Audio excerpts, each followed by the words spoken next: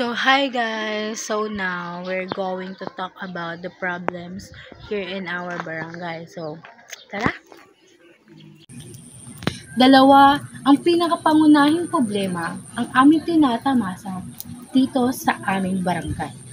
Una na rito ay ang kondisyon o kalagayan ng aming kalsada. At pangalawa naman ay ang kakulangan ng ilaw sa gabi. Ang mga kalsada sa aming barangay ay pawang magaspang at puno ng mga butas.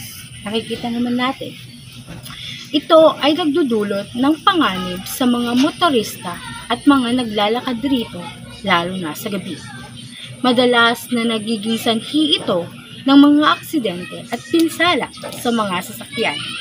Bukod pa rito, ang alikabok at maputik na mga daanan ay nakakaragdag hirap sa mga tao sa kanilang pagbiyahe. At nakakaapekto rin ito sa kalusugan ng mga residente na nakatira rito. Isa pang malaking problema sa aming barangay ay ang kakulangan ng sapat ng ilaw kapag gabi. Maraming bahagi sa aming barangay ang nananatiling madilim kapag gabi. Upang matugunan ang mga isyong ito, kinakailangan ang kooperasyon ng bawat isa.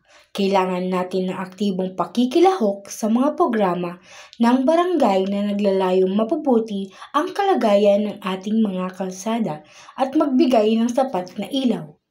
Maaari rin tayong magpanukala ng mga solusyon sa mga kinauukulan, tulad ng pag-aayos ng mga sira-sirang kalsada at paglalagay ng mga karagdagang poste ng ilaw. Mahalaga rin ang pagsunod sa mga batas trapiko at pag-iingat sa paglalakad sa gabi.